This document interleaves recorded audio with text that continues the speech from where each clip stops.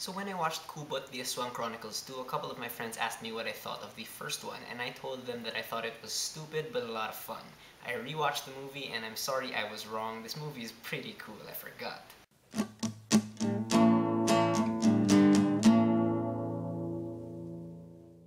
Tiktik, the Aswang Chronicles is written and directed by Eric Mati and stars Ding Dong Dantes, Lovie Poe, Joey Marquez, Janice de Belen, and Ramon Bautista. And in Tiktik, the Aswang Chronicles, McCoy, played by Ding Dong Dantes, who's this hotshot, kind of really arrogant guy from Manila, travels to the provincial town of Pulupandan to kind of get back his girlfriend whom he accidentally knocked up, played by Lovie Poe. They don't want him there, they tell him to leave, but he can't leave because a group of aswangs from a neighboring barangay hear about Lovie Poe's character's pregnancy and they go off to attack their house and eat the baby. Now, for those who don't know, the word aswang generally refers to, it's kind of like an umbrella term at this point for any kind of monster from Philippine folklore. At least the way they use it in this movie is to refer to any creature that, wants to eat babies and is afraid of garlic. And Tiktik is very notable for being the first Filipino movie to be shot entirely in front of a green screen. And this may sound like a recipe for disaster for some people, but honestly, I think Tiktik has some incredible visuals. It has a really, really unhinged sort of directing from Eric Mati, and it has some actors who are having like the time of their lives in front of the camera. Now, let's be honest, the CGI technology and the green screen technology we have in this country is definitely not as refined as in other countries, and I think Eric Mati knows this. He knows that the green screen technology we have here is very limited, so it's utilized extremely well. The green screen here isn't really kind of put front and center. It's really just used as backgrounds, and they use it in such a way that it gives the whole movie this comic book feel. It's like 300. And this works extremely well when it's put hand in hand with the surprisingly very elaborate production design of this barangay. In fact, I would argue that more focus is put on the actual physical sets than the green screen. So what happens is that, it's like this layering effect happens. You have the actual production design in the foreground while the background is really all CGI. This really grounds the story while still giving it that whole fantasy horror vibe. And like all of the sets are really surprisingly very detailed, especially the house, which most of the movie takes place in. There's a very effective use of makeup in this movie. The aswangs are all kind of really pale and dirty, and it's very subtle, but they don't overuse it at all. And I also think they use wire rigs very well. There are lots of scenes where aswangs are just jumping around and flying all over the place, and they use practical effects for that. The sound in this movie is also generally very good. The aswangs sound, I guess, suitably aswang-ish. But notable also is the fact that the soundtrack here is made up of like Wolfgang songs and like real, rock music. So this really gives the movie this very specific attitude and swagger that I don't think any other Filipino movie has. It also helps keep things not so serious. What I mean by this is that fun music like rock music and whatever and energetic stuff really kind of allows for fun things to happen during otherwise really serious moments without you kind of, raising your eyebrow and like, why is this music here?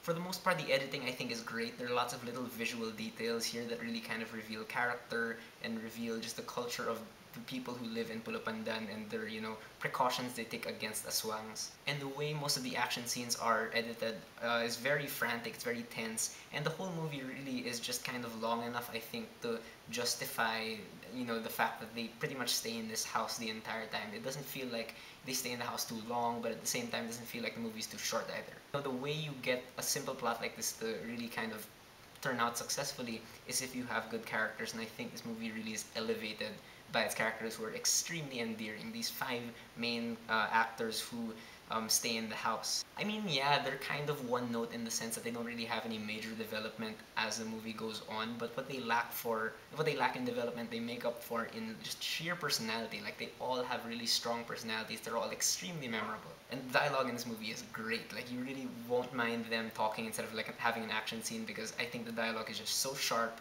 and it's really, really morbidly funny at times. Thankfully, Eric Mati sidesteps the awkwardness of having to explain lore that this movie doesn't really need, because here, this movie knows what it is. It's just like this, shameless kind of action horror comedy thing, and it knows it doesn't need really deep lore to make itself entertaining. As for the acting, I think Ding Dong Dantes was born to play this role. He is just the perfect McCoy. I can't imagine anybody else in this role, because I don't know, it just fits him so well because he has that Han Solo-esque, like, lovable devil may care attitude, but he's still really sympathetic, and even if he does like things that really make him a jerk, like he's just really really fun to watch. Indeed, you root for him like the second you see him on screen. And the same is true for Joey Marquez, who plays Lovey Poe's character's father, and he's extremely entertaining. Like he just gets kind of crazier and crazier as the movie goes on because he's just kind of, he doesn't know what to do in this situation. Janice de Belen serves as a really good partner, I think, to Joey Marquez's antics because she's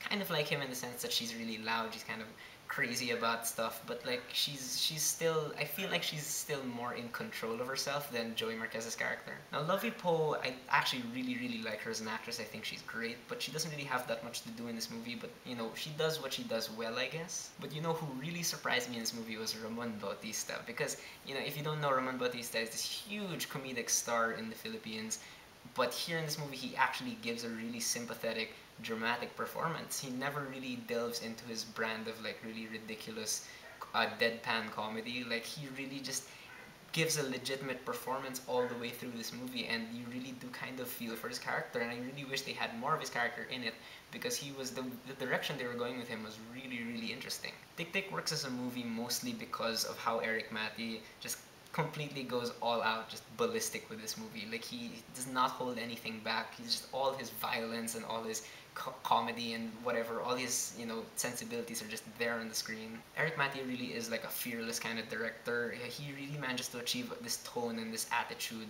that feels more like a rock concert than any other like movie that I know. His fight scenes are gleefully very violent, really over the top and silly, but in ways you can kind of enjoy. And you know, I think his directing style in this movie really is just constantly evolving. Like all of Eric Matty's movies are really well directed, and here it's no different because I feel like he doesn't use the same shot twice. He's always kind of experimenting, using his locations to really good use. There is one big problem about the movie though, and for me that's the finale. The finale of this movie really isn't that kind of satisfactory at all. I think it's very underwhelming because you know they try to do a lot of things in the finale that just really don't work, like full CGI. You know, the aswangs start transforming and they're like CGI dog things now, and it just does not look very good, and it's not very tense anymore because you know they're just, you know, really badly made CGI characters. There's also like a big boss battle-esque thing that happens at the end, and you know they use a Wolfgang song there, and Wolfgang songs work in the other parts of the movie, but here it just kind of felt out of place. And you know, during the final battles, there's also just way too much slow-mo. It's just, you know, they already managed to prove that earlier in the movie they could do fight scenes that didn't have slow-mo, but here I don't know why they use so much slow-mo. And the final boss character that I mentioned, he's not really memorable at all as an antagonist. He just kind of feels like just a random grunt also. And also just like a small problem, throughout the movie they use like comic book framing, like they try to chop the screen into different frames and show different things in those frames, and that doesn't really work at all. It's like the way they use it just doesn't make any sense. But other than that, I really think Tiktik, the Aswang Chronicles is a really good movie. I think it's something that our cinema really kind of needs, which is a lot of fun. You know, we're spending too much time, I think, on dramas and comedies. And I know comedies are fun. What I mean by more fun is that we need just more imagination, really, just, you know, more fearless directors. But what did you think about Tiktik, the Aswang Chronicles? Did you love it? Did you hate it? Whatever you thought, whether you agree with me or not, please leave me a comment. Let's have a conversation.